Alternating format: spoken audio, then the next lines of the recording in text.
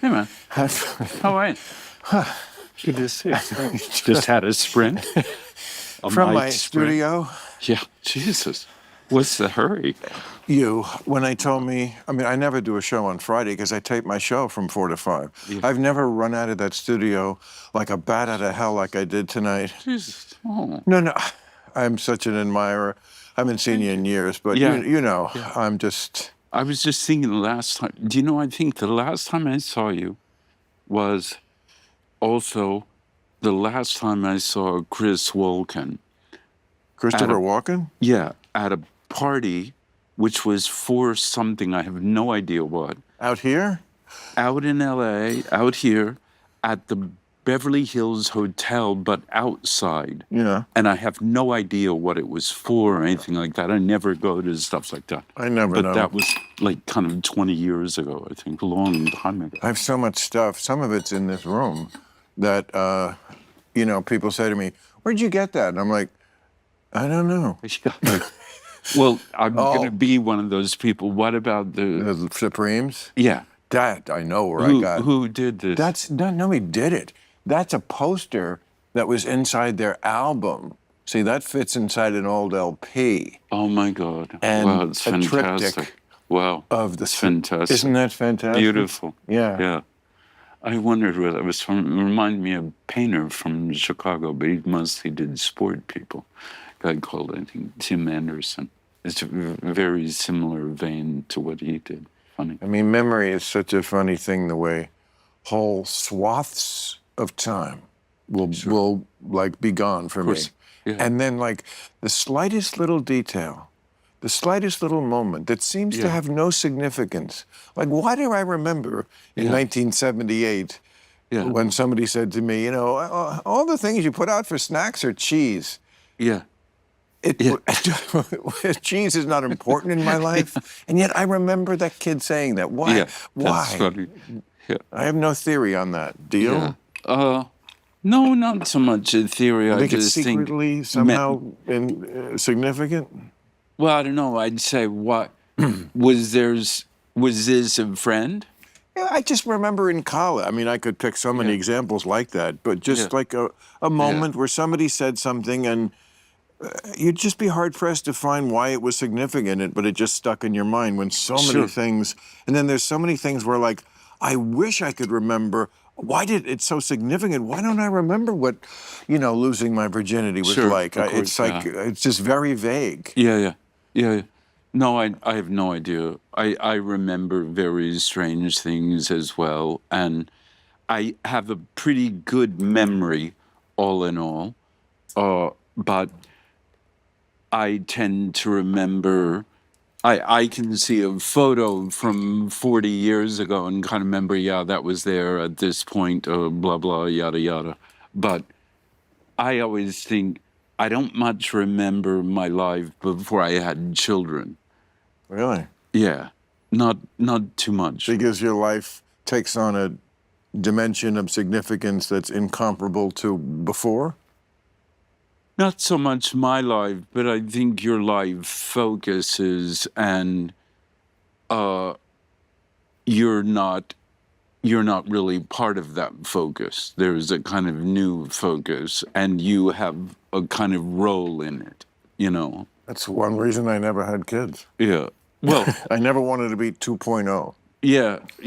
Well, yeah, that's probably a good idea you didn't. Well, no, people, there's nothing, and I said this to someone who never had kids, but it's just so obvious that even an outsider like me can see that there is nothing like the love a parent has for the child. Yeah, sure. Possibly because it's sort of you. Yeah, and, well, I don't know if it's that. In fact, I think it's funny, and I think now I'm kind of in a phase that's even removed from that, which is I went home last week. I'm shooting a series out here, and I went home last week because we live outside of Boston, and my daughter had our second grandchild on the 17th, and the hospital was already closed. It was near midnight, and So we went to see the baby on the 18th. And I was reminded that a friend and collaborator of mine, his grandmother, when she had they had the first grandchild in Mickey's family, the mother printed a T-shirt that said, "Had I known it was this much fun, I would have done this first." And I I really began to understand that after I had the first grandchild, because there's a lot about bringing up children that's not so much fun. But the grandchild is a no-brainer. For the most part. Because you're not doing the heavy lifting, right? Yeah. Although that often does not become the case when the kids are ne'er-do-wells, which happens a lot. Of course, yeah. The kid's on smack, so who takes over? The grandma. That's right, yeah. I mean, it's, you never know. I think our daughter loves being a mother, and I got to talk to my granddaughter right on the way here, who I hadn't been able really to talk to because my daughter's been busy, and when I call, I don't get an answer, et cetera, et cetera. But so I got to hear her pooping, and how old? 7 days. Oh, good. Yeah. Because if it was like 5, I'd be like, I'm gonna have to call child services. That's right. Yeah. I hope we're still friends. Yeah. Yeah. Well, yeah. I mean, I can relate to absolutely none of this, but Yeah, it is one reason I like to hear about it, because it just fascinates me, as things fascinate a person when you can't relate to them, because it's just more interesting because it's so not you. Me, I get me. I know me. Sure, yeah. Those things. And did you come from a big family? No, I came from an absolutely Leave It to Beaver background. My parents were World War II vets, both of them. My mother a nurse, my father in Patton's Army. Wow.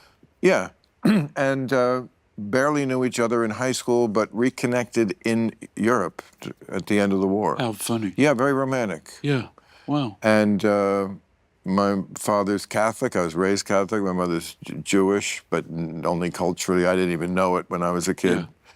But my father was going to marry somebody else because Catholic boys just didn't marry Jewish girls in 1951. But at the last minute, he had the change of heart, and so so he was I was very you're just so lucky if you have good parents. Yeah. Oh God. And so unlucky in ways if you don't. Yeah. Yeah. So I was lucky, and Leave It to Beaver. I mean, we're the same age almost. I mean, you're like the America of, this is New Jersey, all white, no drugs in the high school. I mean, it was just such a innocent black and white time. My life was super Leave It to Beaver. In fact, probably the big event of my life was when I was, one of them was doing a play out here in Los Angeles at the Mark Taper Forum, and at the end of the play, there was a knock on the door, and I opened the door, and it was Barbara Billingsley. Barbara Billingsley from, wait, is this, I watched all these shows in reruns as a kid. That's either... Beaver's mom. Oh, Beaver's mom. And... Beaver's mom, yes. She kind of started with, I just have to tell you this for fun. Excuse me. So sorry. Can we stop right there? You're Beaver's mom. Yeah. You were like my whole sexual... Beaver's mom? Yeah. Yeah. You couldn't wait for I Dream of Jeannie? No. First it was Haley Mills, and then for quite a while, Beaver's mom. John. And Haley Mills, too, I met backstage. And I had to kind of say the same thing. Sorry, no, I mean, I'm your biggest fan, but Barbara Billingsley, that's sick. I mean, like, I could see Haley Mills. She was cute. Sure. But Barbara Billingsley was strictly mom vibes. Yeah. Yeah, well, probably have some problem. No, I had Barbara Eden sitting in that chair this year. Wow. And she's 94 and really betrays it by, I would say, a quarter century. I mean, you would think, and some people just carry themselves with an energy and a movement that does not suggest age, you know. Yeah, yeah. I mean, Trump has that quality. He's almost 80, and he doesn't read as 80. Funny. He reads as crazy, yeah, but well, not that's 80. different topic. But it's funny because I was thinking about Barbara Eden, who I haven't thought about in years. I was staying at a hotel when I came out here for a few days because I had stuff to do in Burbank, and I stayed out there at a place called Amarona, I think it's called. Nice, perfectly nice. And it had only photos of showbiz people everywhere, and one was Barbara Eden with Groucho Marx. With Groucho. Which was a fantastic photo. And so I was just kind of, every time I'd leave my room and go downstairs, I was kind of contemplating it, you know, which must have been, I remember the thing about it, that when I was a kid, of course, they seemed ancient, the Marx Brothers, when I was small. Me too, yeah. And probably they were 40. Right. I mean, or not even. I remember George Burns when Me I was too. a kid. Yeah. And he was like, his character was almost an old man. Yeah. He reminded me of not just my uncle, but every uncle. Yeah, yeah. Because a smelly cigar. Sure. I remember I had an uncle who smoked this, and it was like Sure. this awful, burning, smelly, horrible thing in the smoke. It was just a kid, everything a kid and a human rejects, that you have to like force yourself to like things. Absolutely. But he was still playing an old man when I was an adult. Sure. Like he played an old man for like 40 years. Yeah. I remember he did, the last time I saw him, he did a movie, I don't remember the name of it, didn't he, with John Denver? Oh, God. Oh, God. He's God. Yeah. He was so old, you know, now they'd probably cast you. Or more, exactly. Yeah. I mean, there's if you're iconic enough, you get to play God. If you haven't done it already, you will. You're a perfect. They must have asked you to be God before. That would alarm me for humanity. Really? I'm afraid, Bill. Because Anthony Hopkins, God, or like I think Zeus or something like, you know, maybe not our God, but a God. Yeah. You know, Morgan Freeman. Morgan, I'm comfortable with. That I'm good with. Oh, he's the best God. Yes. Yeah. Anthony Hopkins is great, but you get the feeling God is just doing it for the money. Could be. That could be a little worried. I like Anthony. Great actor. Oh, yeah, so great. Yeah. So what's this project you're working on here? I am doing right now the second year of a series which I liked and which I watched all of it, called Bad Monkey. Vince Vaughn. Vince Vaughn. I saw it. I was going to start it. Oh, I'm sorry I didn't. I didn't know you were in it. No, it's not. Mine is year 2. Oh, I see. I didn't do the first year. I like Vince. I do too. He's funny. This was a terrific part for him. And I liked it very much. And somewhere somebody had asked me, "What are you watching?" or something. I said, "What's that?" I find it quite funny. And you're happy working?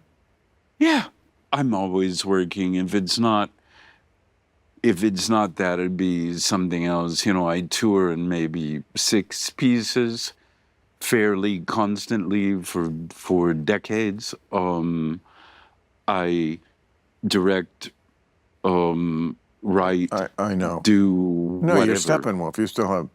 I'm not in Steppenwolf anymore. It got too much for me. Oh. I always associated you. Yeah, sure. You know. I was for 40 years. No, I know. Yeah, but you know, it's time for a kind of new generation and their culture, their ideas, their life. I do. For the most part, I spend a lot of times doing classical music collaborations for the last 20 years, almost. 4 with the Viennese Baroque Orchestra and colleagues there, and other ones with different colleagues, all kinds of different... Yeah, you're a deep guy. I must say, like, I spent a lot of time on this thing, like getting high and then talking about, like, well, show business. I try to avoid politics because I started this, so it's a place not to talk politics. Yeah, but sure. It goes where it goes. As you can see, there's no... This is my attempt to get as close as we possibly can to just being exactly how we would be, which I feel we are. I understand. Yeah, that's why I didn't want microphones and all this shit. But I just got off the road at 70. I've been on the road doing stand-up for 42 years, along with this and my show. So, it was a lot. And it feels right as the right thing. I mean, I don't know, I sort of pictured that you were like Brando-esque, because you are Brando-esque to me on that level. Funny. And In when what? he was just in his later years, he was not into the work. You seem like you actually like it. I love the work. And you don't mind being like on the set and in the trailer and No. Oh, see? I love the work. I don't Even if it's in something that's not like the Doesn't matter. deepest really. Doesn't matter. Yeah. I never was a genre person.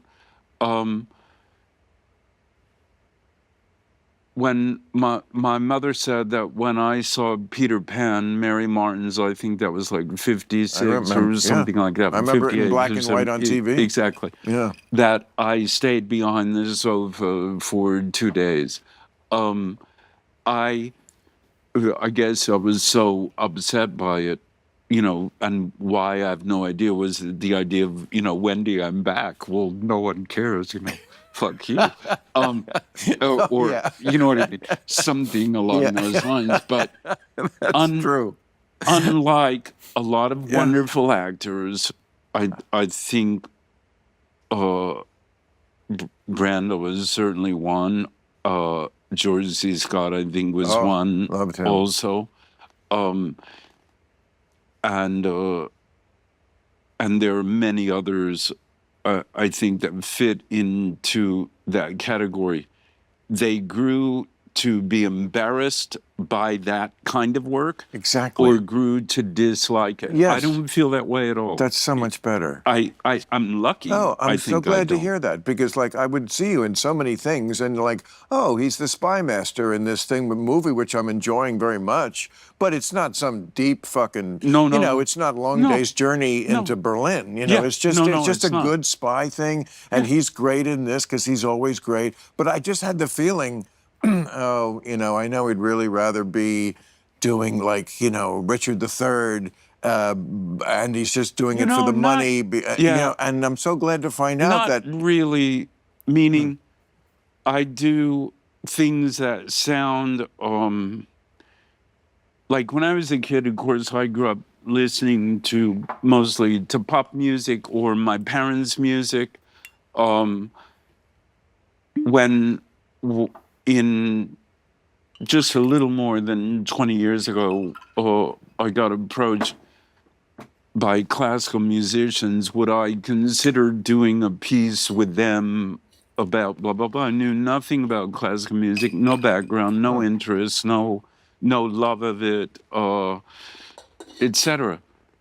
And I started doing it because the power of that music, and let's say especially the power of that music harnessed in the service of something.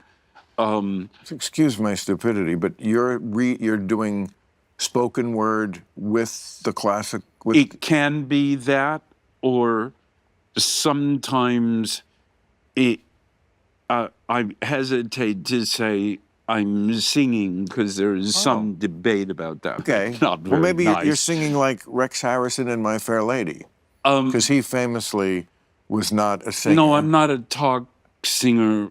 I was many years ago, before the trans craze, I was referred to as saying like a trans Tom Waits. And many years ago, when I used to see a lot of Tom, he just played my brother in a film, or rather I played his brother. And one Christmas I sang Heart of a Saturday Night with my guitar into his recording machine. He called me, a couple hours later, and he said, "Man, you sing like a fucking girl." But it's a lot of different things. It could be something I adapt and perform in, or blah blah blah. They're not just kind of narrations. They're Singing Like a Girl whole is pieces. not a It's bad. not the worst thing. No. Frankie Valli, Yeah, absolutely. Prince. The Four I Seasons. mean, I could yeah, name a lot of That was people. my song at the talent Eddie show. Kendricks, you remember the high? Oh, correct. Oh, yeah, that was, I was listening to. Hey there, lonely girl. Yeah. Yeah, I was listening to it not so long ago. That's why I remembered the name. But so, and that kind of also revivified interest at a time in the same way that, say, when I was 28, 29, something like that, I did a play with Dustin Hoffman. And Oh, I saw it. I think it's the first time I ever saw it. You were talking about Death of a Salesman? Yeah, I saw it and- on TV. I remember the TV. I remember where I was. Well, Was it like 85? 80, yeah, that came out in 85. My first apartment out here. Wow. Yeah, on Westmount. Well, And I was blown away. and That was, his kind of work ethic and the way he works so hard, who? Dustin, meant a huge thing to me, actually, because I was not a big worker. I was like, yeah, I read it. Okay, yeah. Right. Yeah, I said, okay, Glass Menagerie, yeah, I saw he's a guy. Yeah, okay, I got it. You just, Just go out and do it and blah. I never thought about it, never really worked on it, just did it. maybe that's the best way to do it. I mean, Isn't that what they're always trying to get to? That sort of just don't act, just be just like, sure, but don't think about it too much. But the older you get, you can't really do that, I find. I mean, maybe it's the 5,000 bottles of red wine. Maybe it could be a catholicity of issues. But talking about memory, don't even. Yeah, I mean, so I have to. Right. I have to really apply myself, and I ran into people along the road that helped me to. Its work is never something I took too seriously. I can always leave it at home. I can always go on to the next, etc. But I met people who kept me interested in work my whole life, and that was great luck. Whereas some people, I think Brando is one, for whatever reason, I didn't know him, but for whatever reason, I think there are people who really lose interest in the work. And I find the work interesting. Well, because you get offered good work, and the reason why that happens is because you are great at what you do, amazing at what you do, and you also were in hit movies. You were in like movies that everybody saw, and you also have that kind of cachet as that kind of a top-tier actor. Well earned, the Daniel Day-Lewises and the De Niros and the Dustins, and you know. So when you have both of those, you'll always work. I mean, they'll always be in demand. And I'm telling you, very lucky. God, it's not luck, but it's lucky being born John Malkovich. Yeah, and it's lucky being born when I was in America, Absolutely, et cetera, and the color of my skin without sounding like some kind of no, that's true. Clown. I had a lot. No, it's absolutely. I had a lot of advantages, but I do think I say luck to the extent somebody says you work very hard. Yeah, sure, I do, but so do a lot of people who work in a factory, so do a lot of actors who never get anywhere. No, we are very lucky to toil in the vineyard of the muse. Yeah, absolutely. Which is a line I stole and from. It's a great job. That's what I mean. It's like it's fantastic. There's jobs and there's careers. Yeah, careers are fun. Jobs are drudgery. I've had both. Yeah, I know the difference. And by the way, everyone in America knows the difference. Yeah, and that's why they don't want jobs. I can't blame them. No, I don't. Don't worry, kids. With AI, there won't be any. Yeah. Well, boy, what about that, though? I mean, see, this terrifies me on a number of levels. It should. It's terrifying. I have children and grandchildren. Yes. And also because I remember already 5-6 years ago I was doing a play in London, and I was talking to a taxi driver there because they're always very chatty, and we were talking about this idea of it's right. You know, they're always. We were talking about this idea of driverless cars, and I just kind of go, okay, that's okay, but and maybe they'll be better than people. We're profoundly flawed. We're distracted. We run red lights. We get drunk. We get a hug. Text while driving. Yeah, we text while driving. We put on makeup while driving. I do. Yeah, certainly I do. Just the other day, I was watching a girl as someone was driving me to work, as the driver was driving me to work, who was just doing her makeup in the visor and really not looking at the road for kind of 20 seconds and going along the freeway, you know. And, wow. You know, you kind of go, is this the 101 or is this... You didn't say anything? No, she was in the next car. Oh, the next car? Yeah, just driving along, looking at herself. And, you know, you just kind of go, I still would have said something. Yeah. I was once pulled over by a citizen. Yeah. A citizen. I was driving so badly, a citizen pulled me over. A citizen. Yeah. No, just a guy who said, dude, you're going to have an accident. Okay, well, that's fair. Very fair. Yeah. And then I celebrity'd my way into his car, and he drove me home. Wow. Yeah. That's I remember great. He was beefing with his wife, and we wound up going to strip clubs together. Wow. And then one of the strippers drove him back to where we left his car in Malibu. That's hilarious.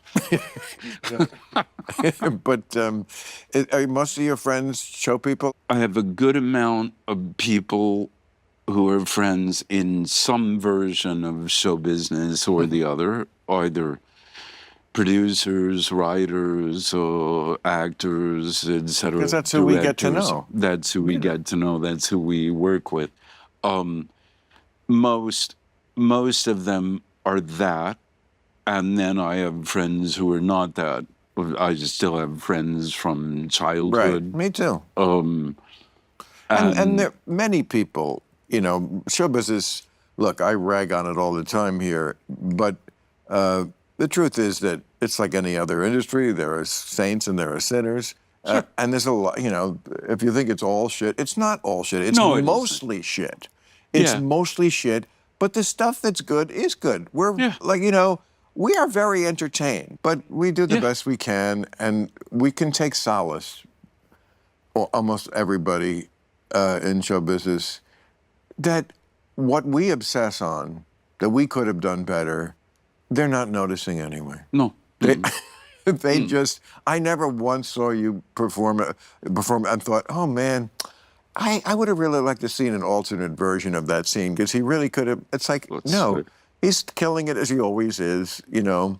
And I'm so glad to find this out about you, your attitude. It's rare, really, among icons like that. You're right. The Brando and those guys, they did have George C. Scott kind of got cranky at the end. I mean, poor Gene Hackman got eaten by rats. I mean, how mad do you have to be in show business to let that happen to you? Well, you know. But God. Yeah. No, but you have such a great attitude, and it makes me think, oh, then he must be very proud, as I hope he is, of like the Con Airs, the In the Line of Fires, because like those were like, just for the guy like me, who's like, I am not a culture vulture. You know, I like culture. I think I'm pretty more cultured compared to where society has gone than the average bear, but I'm not into opera or ballet. You know, I don't, you know. But I just like a good movie that's it's entertaining and it's about something. And those were movies that fit that. I mean, I think In the Line of Fire, it could be in my top 10 of all movies of all time. Wow. Like of the things I can watch over and over, can't seem to resist it. It sort of has a perfect script. I don't know if you won awards for it. You probably should have. If you didn't, they got it wrong. And then Clint Eastwood actually could have and should have won a I Yeah, thought, a I love leading man Clint. actor for that. I love Clint. Yeah. But that performance, Yeah, it was great. he does some great work in Yeah, that. I love him, and he was terrific in that. I have a great Con Air story. I think you'd like. I was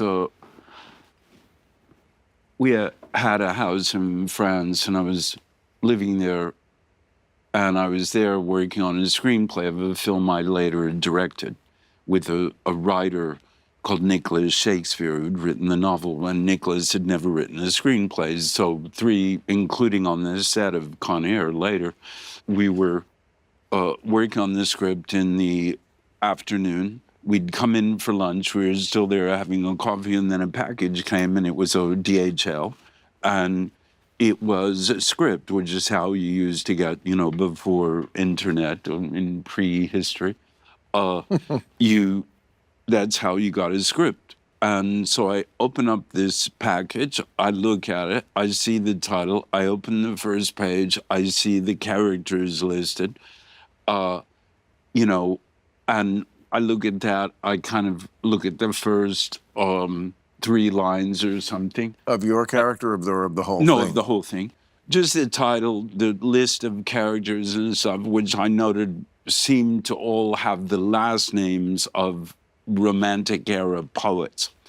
And Kind of an Easter egg for... yeah.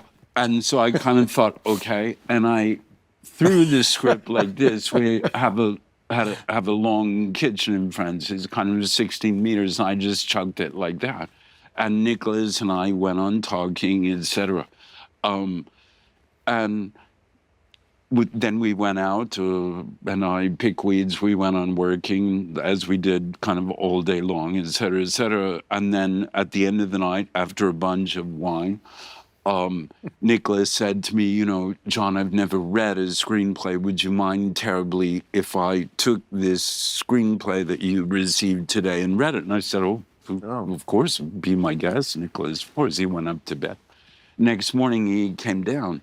He was just so upset, and he said, I've read this thing. It's just the biggest piece of crap. It's just the worst thing I've ever read, blah, blah, blah, yada, yada. He went on for kind of 3 minutes. Very, very English public school boy, very elegant language and, very passionate.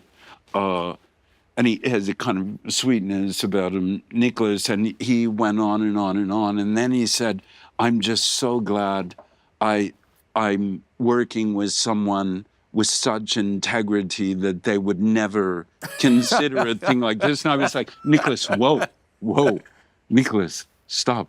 Sorry, I'm doing it. That's great. I read what I had to read. Con Air, Convicts on an Airplane, named after Romantic area poets. That's 500 million. Jerry Bruckheimer producing. Right. Sorry, done. Don't really need to read it. I'm not a kind of snob about that. No, you're not. I love it. Funny things. I like you more. I love childish things. I like you a lot, and I like you more now. Well, it's great.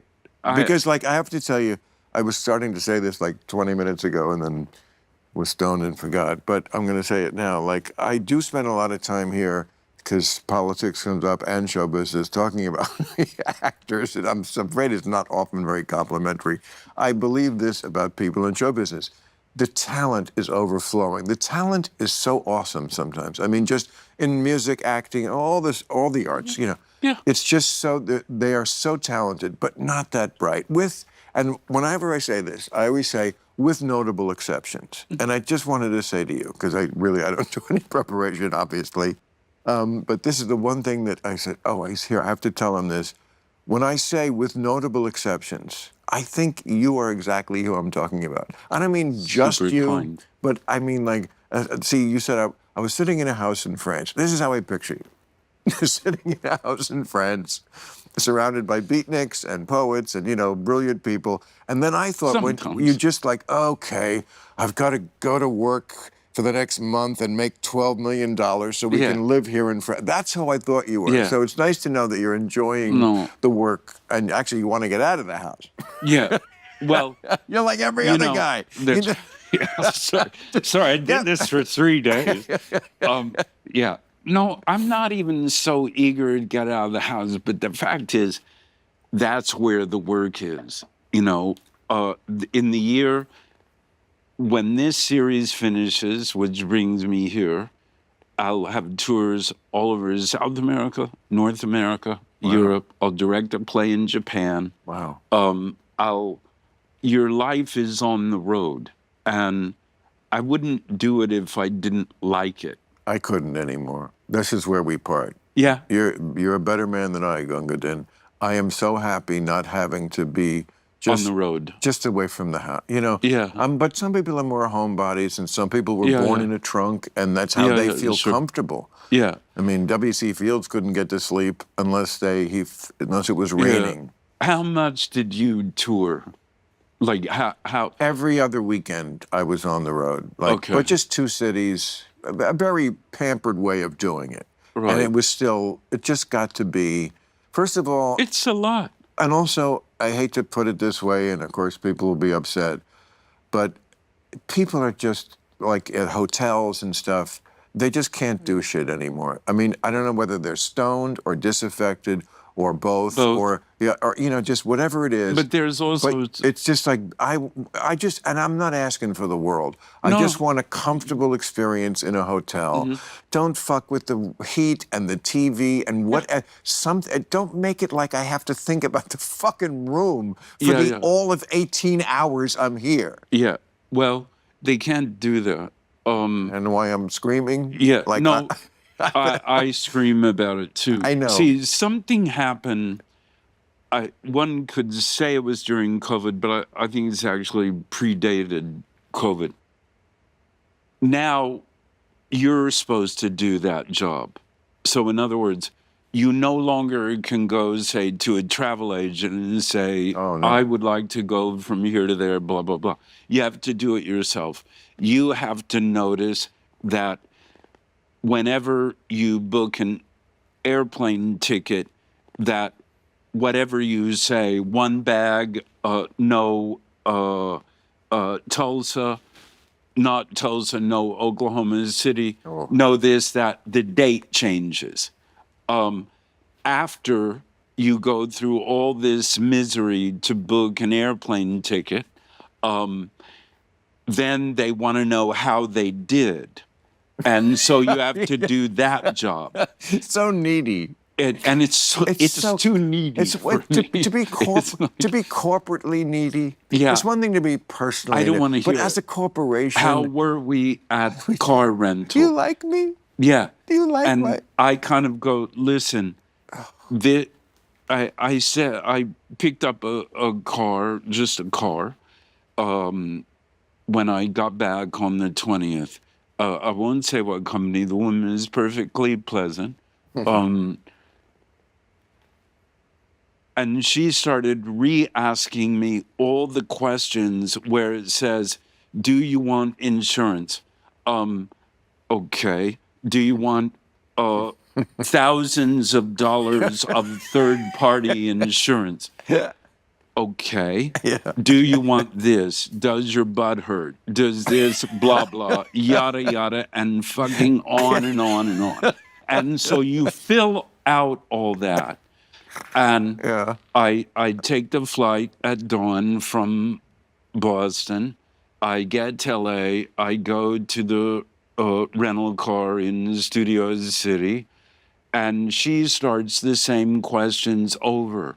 And I kind of say, excuse me, miss, see, when you fill out this form, you answer all those questions with your reward allegedly being shorter time at the checkout. Right. And now you're re-asking me all these things in the hopes of getting me to pay $27 for this radio station or blah, blah, blah, all of which I already answered. I already did all that.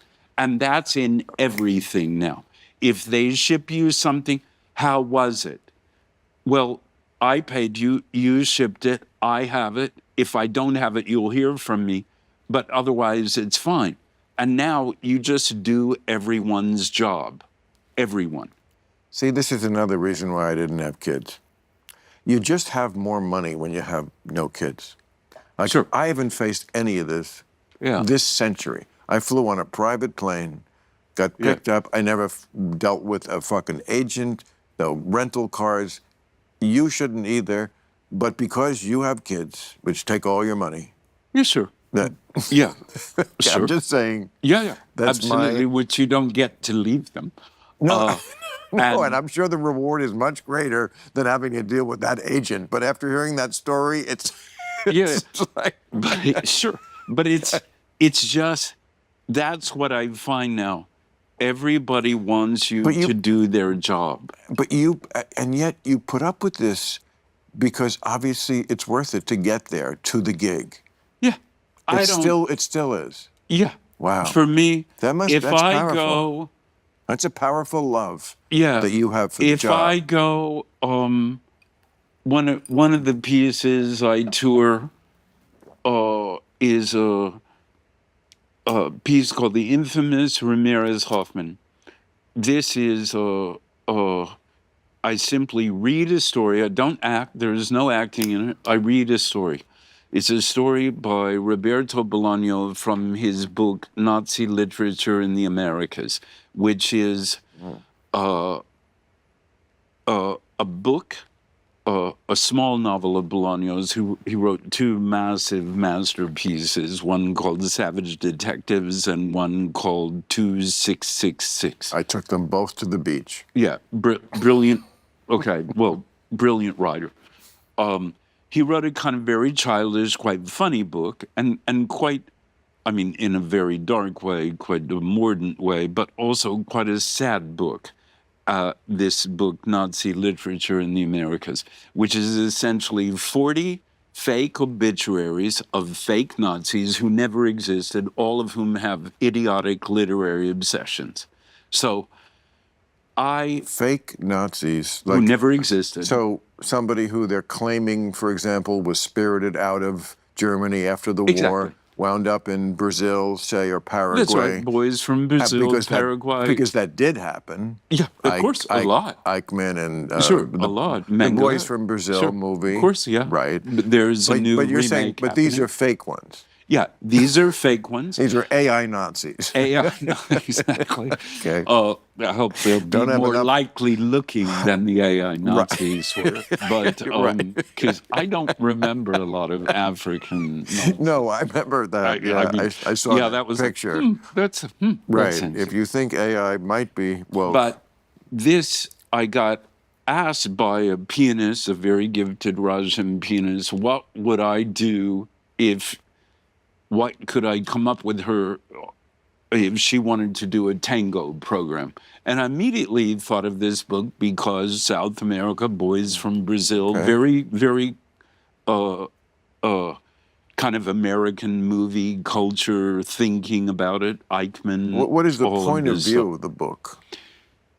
It's quite, some of it's very funny, very mordant, quite dark humor. That particular piece is actually terrifically sad, which is about a character in Chile who is called the infamous Ramirez Hoffman, who starts out as a kind of artsy-fartsy, pot-smoking poet. Hey, I'm sitting right here. Yeah, and ends up as a serial killer and the representative of the Pinochet's regime interest in avant-garde art. And I said, I want to take this short story and I want to make a musical piece out of it. So it's kind of 82 minutes. I do nothing but read this story.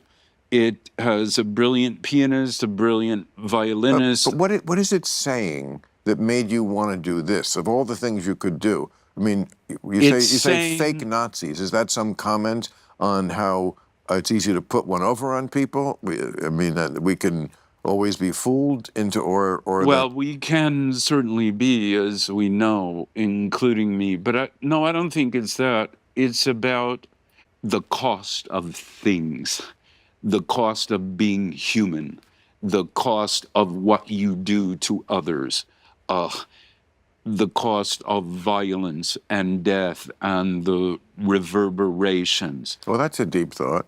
But all told, No, I mean it. It is, and that's why I do it. I mean, it's just because I remember Woody Allen was here recently, and I was kind of pressing him on this idea that he said at a certain point, he never made a great movie, and which I would debate. I mean, Broadway Danny Rose is certainly I love great a lot of his movies, and he made some terrific stinkers. Stuff. Yeah, sure. But that because he's a true artist, he's willing to fail. And we make stinkers. Yeah, and we make stinkers, absolutely. Maybe we're making one now. No, it's possible. No, we are definitely not. I'm enjoying the fuck out of it. But yeah, yeah, go ahead. He's a smart man. I agree with him about that. It happens. But at any rate, so that's why I do it. That connection with people who understand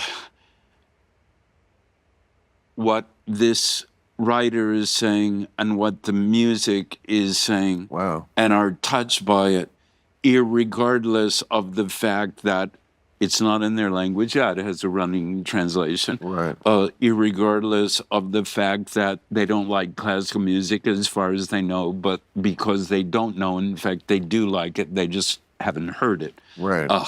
And they haven't heard it in a way that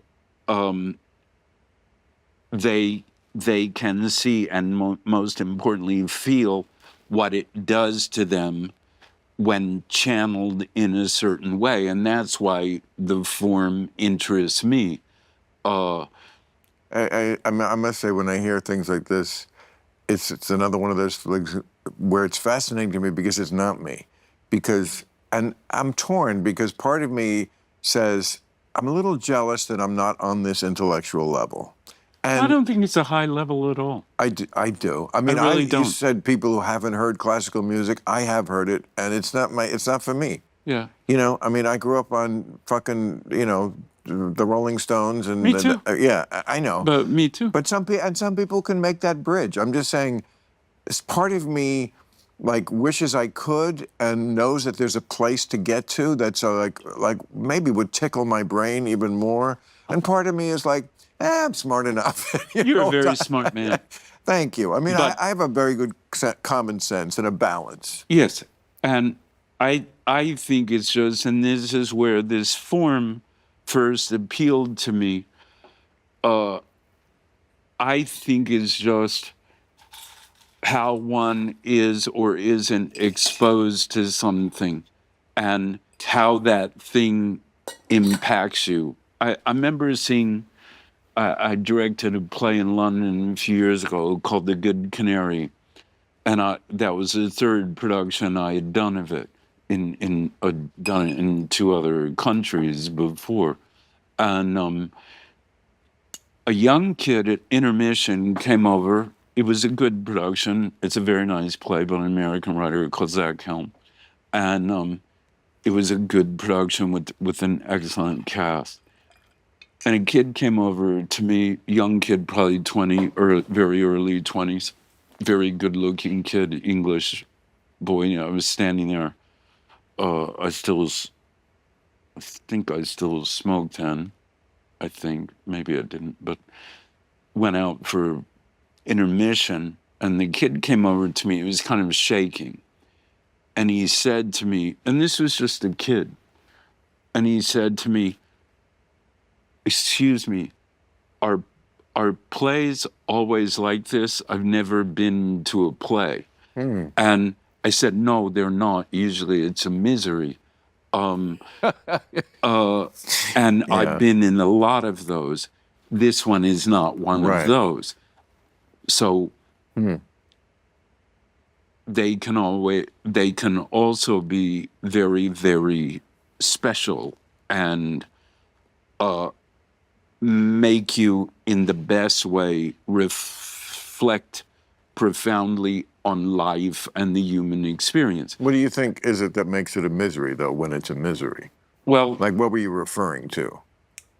many plays I've directed. For instance, I directed a very famous production of a play called The Savages by the great English writer Christopher Hampton, which was widely chosen as the worst production in the history of Chicago theater. Mm-hmm. This had 35 naked alleged savages who were meant to be the Sintas Largas Indians in Where are they from? Amazon basin of Brazil, who were being exterminated. The play started on press night. I had said to two of the savages, people playing savages, but these are kids from the North Shore of Chicago, whatever, suburbs. Okay. In seats quite low in the theater. So you either had a vagina, Wow. a butthole, or a set of balls directly in your face. Wow. So Really? here's how the play, sorry with my friend Tom Irwin, terrific actor, reciting a poem about these Sintas Largas Indians. I had said 5 minutes before the play started, I had said, hey, listen to me. If the torch goes out to these two actors who were playing savages, two of the savages, if his torch goes out or your torch goes out with the sterno in the torch, don't try and attempt to light the other idiot's torch with your defunct torch, okay? Am I clear? What? Okay, again, don't try to light. So the poem starts, 35 naked Indians have walked out doing what the Peruvians referred to as a piss dance. Everybody's kind of like this. They're this far away from the actors. They're like, fuck, wait, what? And one torch goes out, the guy goes to light up the guy's torch. Of course. Whole stage, wooden stage on fire. No. Opening press night. Since it was opening night, did they think that was what was supposed to happen in the play? They always think that. Right. So if it catches on fire, they think this is... and if they catch on fire, well, I guess it's just meant to be. We're talking about... What direction? Hey, there's no bad publicity, realism, am I wrong? Yeah, that's right. So we had a girl who, during the scenes of the terrorist, kind of Carlos the Jackal figure you may remember. Of course. And the kidnapped English diplomat up on the top of our set, which had 3 strips which looked like giant sizzling members, sizzling the kind of fake bacon. Oh. For some reason which I never understood and never asked, because I wasn't the set designer. So I wonder what that sizzling is for. But as the Savage band would be playing their little homemade instruments underneath this very serious set, there was a girl who was just had a gas issue, who would just Not with that fire. yeah, exactly. Oh my God! Talk about a recipe for But disaster. he was talking about the audience. The furthest person is like where that sofa is. So there's olfactory, there's smell, and on a certain level, isn't there taste? Right. I mean, and you had people who were supposedly have never heard English spoken, and have never even heard Portuguese spoken, let alone English. And the guy is supposed to be the chief of the tribe, and then during the ritual, he gets handed the bowl of fruit. And what does he say? Usually he just puts it in his mouth and chews. He says nothing. He goes, berries. Okay? So it's like... You mean he ad-libbed that? Yeah, it's an ad-lib. And you kind of go, okay. And it was just...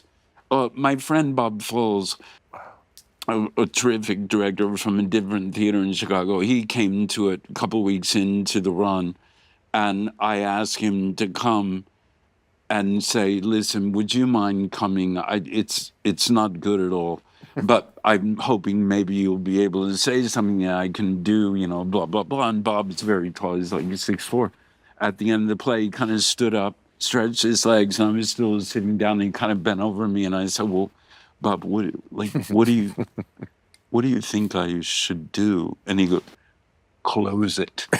And that's exactly. Wait, can I ask this question? What did you or the people who put on this play, what point were you think you were making that was enhanced by the balls and the pussy and the asshole and this other shit? What point did you think you were making? You must have thought you were making a point, because when we're young, we want to make a point. No, I don't think it was about that point. They were just meant to represent these naked savages. Okay, but what is the play about? What is it? It is about the extermination of this tribe of Indians as told through the eyes of this British diplomat. And just saying that's bad. Yeah. Okay. And it's just was a miserable production and failed on every level. It should, because it's not a deep idea.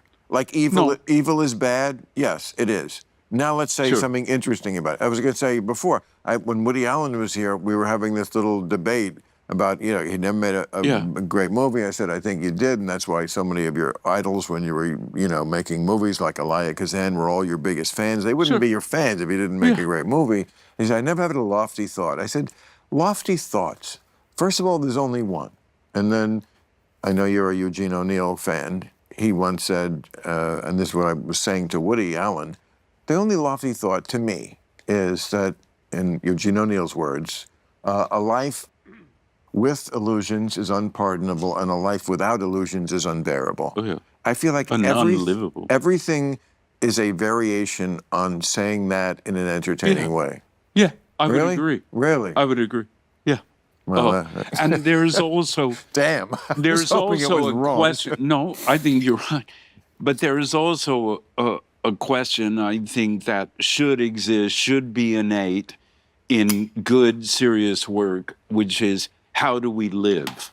That question, not in a pretentious way. Very how much do so. we live? Right. And does this tell me anything?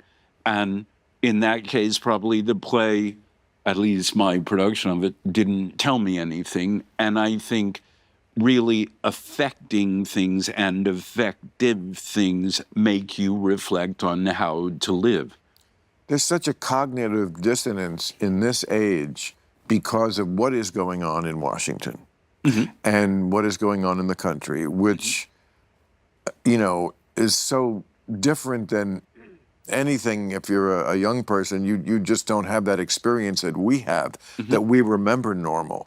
So we can't quite communicate to you how abnormal things really are, and yet our lives go on the same way. Totally fine. So it's almost like we're in a glass-bottom boat. We're looking at the sharks, but we're in the glass-bottom boat. We're not in the water. No. We might be in the water because of course, anything could happen, but you know what I mean about. I totally agree. I don't see myself as a political person. Good, let's not. But I think about it like this. I would never let, and if it came to that, then I'd have to rethink it, obviously. But I'm 71, I'll be 72 in December. I don't decide my day by who's president and who isn't. And you shouldn't. I live my life. Yes. I try to be the best person you can be. Be a decent person. Right, exactly. I try to be a good colleague. I try to be a decent human being. I try to learn something. I understand I don't have many questions, many answers to many questions. And that's all I can do. Well, and you're also lucky, like I am, is that you not just learn, you transmit. You're in the job of transmitting what you learn. So am I. as best I can. Of course. I'm trying to tell people what I really think and will be helpful and so forth. And but you do the same thing in your art form. You know, you're putting ideas in the water. Yeah, and you're much more daring than I am, but in a way that's your job. Yeah, it's my job. It's your job, and you're. I love my job. Yeah, and it's a great job with all the shit that goes with it. It's a lot of shit from both sides. Sure, and it's so worth it. It's so much. It's so, as the old ad used to go, priceless. It's so priceless to be able to say what you really think always. Sure. And not worry about where the chips fall. And, you know, they fall on lots of people on both sides. And of course, and they've fallen on you. And also and they fall on me, sure. And it's fine. You know, we're so lucky. Of course. We're just basically lucky. We were born in the right country at the right time. Don't you think we, being our age, we're kind of born at a blessed time because it's before the AI and environment goes really off the rails time, which is coming, the robots taking over. And it's, you know, but it's also after we had toilets and antibiotics. And, you know, I feel like we were in a very favorable time. You know, most favorable time I would say I could think of in human history. And I know I benefited completely from that. I had very solid parents. I had siblings that I loved. Most of them gone now, sadly. I grew up in a nice little town. I had great friends. Sounds like we could have switched. I mean, and I didn't have a lot of friends. I had a lot of friends, and I still have quite a few. But that's why when I mentioned luck, see, you don't get any luckier than that. Right. It's lucky to be making our living in the arts.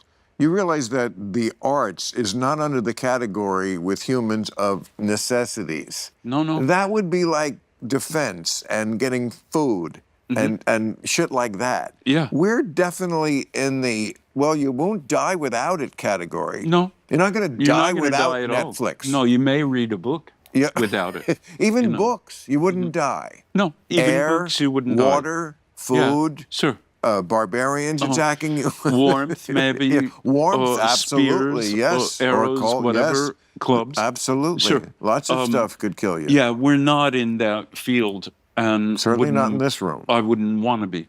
No. And I'm glad I'm not, but I'm also hopefully appreciative I'm not. I also wouldn't want to have been born even 100 years ago.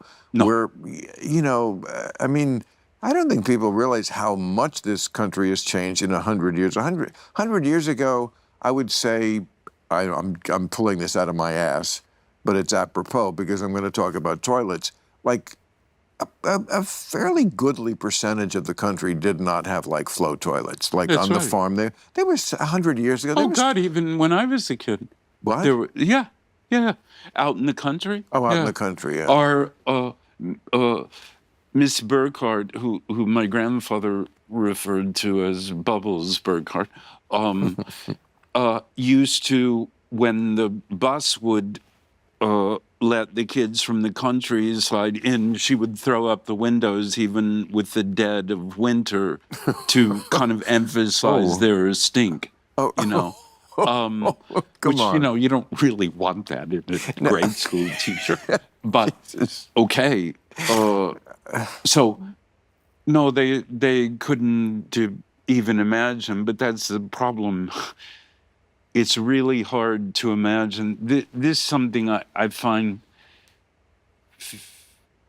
often fairly objectionable in some youth. I don't in any way say all youth, because I've had great experiences working with people who are much, much younger than me and kids, and I've met and worked with some super smart ones.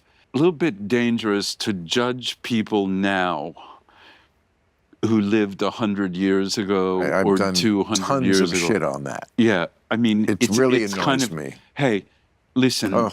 you're not, I don't believe you're better. No. I don't believe, I mean, you might be smarter. You just came later. You just came later. That's and right. Lots of things of great beauty or importance or bravery Yes. or humor or Yes. kindness. At least that I can say, I met wonderful people in my life, older than me, who knew more, who went to their grave knowing more, who did more important things for more important Well, now you're that guy. reasons. Now you're Well, the older guy. I'm the older guy, Okay. but I'm not. I mean, you're running out of people who are older than us. Yeah, well, I'm almost completely out. But I mean, what I mean is, you know, but you're not a I'll reach. never be my father. There's no way. You mean as good? Yeah, no way. Well, how is he better than you? He was an environmentalist in the 50s when people thought he was insane. He was 82nd Airborne. He was Oh, yeah. a lot of things. He didn't give a flying Yeah. shit about money. There Yeah, was nothing corrupt about him. I would say the same with my father. See, so I go, sorry. Yeah. You know, No.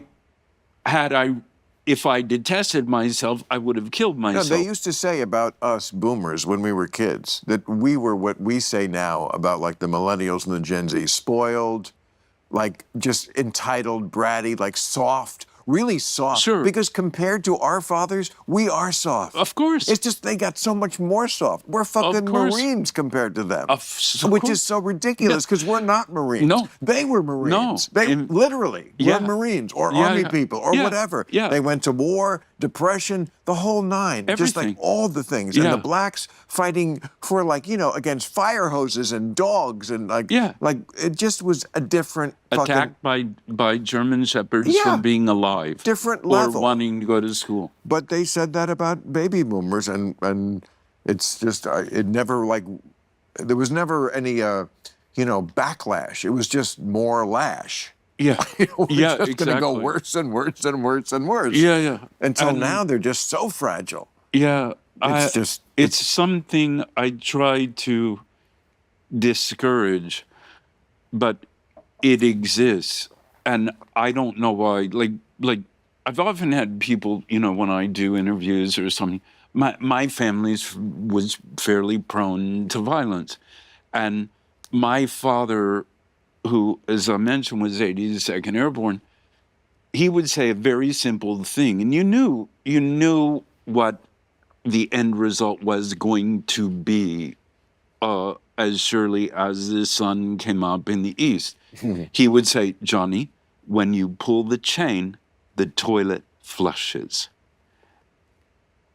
Okay, I pulled the chain all the time and the toilet flushed. So there's no point in saying I got wet. Okay, there's no point. So I don't have any of that. Right. Right. Oh, I was beaten. You're fucking right, I was beaten. And I should have had 4 more for every one I got. And I didn't get a tiny amount. I got numerous ones. Well, I can't endorse that, and I'm always No, I'm not saying I endorse it. Oh, okay. I'm just saying it doesn't make me a victim. I am someone who believes in spanking as a sort of nuclear option. That I was just talking to somebody who had a very similar experience. He said, I didn't get spanked a few times. And I said, me too. Me too. Like a few times. Like when you really commit that kind of foul that they have to let you know, not a beating, a spanking. But the fact that we got to this place where that was just completely verboten, that was unthinkable. Yeah. And it should not be unthinkable. Yeah, I kind of agree. I don't think it should be unthinkable because what I've witnessed is just my personal opinion. What I've witnessed is a lot of kind of emotional blowback, both to parents and in children that can never be expressed, which then I think ends up creating a lot of resentment. For me, when I was a kid, I knew if I crossed that line, Yeah. I was fucked. That's it. You're fucked. And that was boom, boom, boom. It's over. I didn't really think about it. But much. you actors who have your instrument, did this help you have your instrument? Or was this like, no, I'm just going to read the lines? That's a great question, but I don't think it's one I can answer in that, like Popeye, we am what we am, and that's all we am. So I can say what I would have been like as an actor if I didn't have my childhood. But when you are that spitting, frothing assassin in the line of fire, it does make me think, now that we're having this conversation, that it would be so easy just to be like, you had that sort of attitude in you for a long time, probably about your father. Because, even when the few times my father spanked me, I definitely hated him. Sure. Of course, who's not going to hate somebody who's hitting you? Yeah, sure. And you sounds like you got a lot more than I did. Yeah, I got a decent amount. Yeah. I think I hated my father at times, but mostly I loved him, and I never... I'll tell you what I think was the important takeaway. Anything I did that was good, that was expected. It wasn't praised. That was a minimum. My father was the same way. That was that generation. That was how they were. Yeah. So you get this many strikeouts, I was a pitcher. You get this many tackles, I was a football player. You do this play or that play, you do whatever it is you do. I once had a report card with all A's and one B. And he said about that subject, he said, I guess you had some hard tests in biology, huh? This sort of passive-aggressive, like really? Yeah. Nothing about the 5 A's. That's right. No, just run and pee. Yeah. Well, but to me, that's what I think is wrong, kind of generationally. It seems to me, and I've been in fault of it too, that you always say that was superb, that was fantastic, you're beautiful, you're funny, that's great, what a beautiful drawing, yada, yada.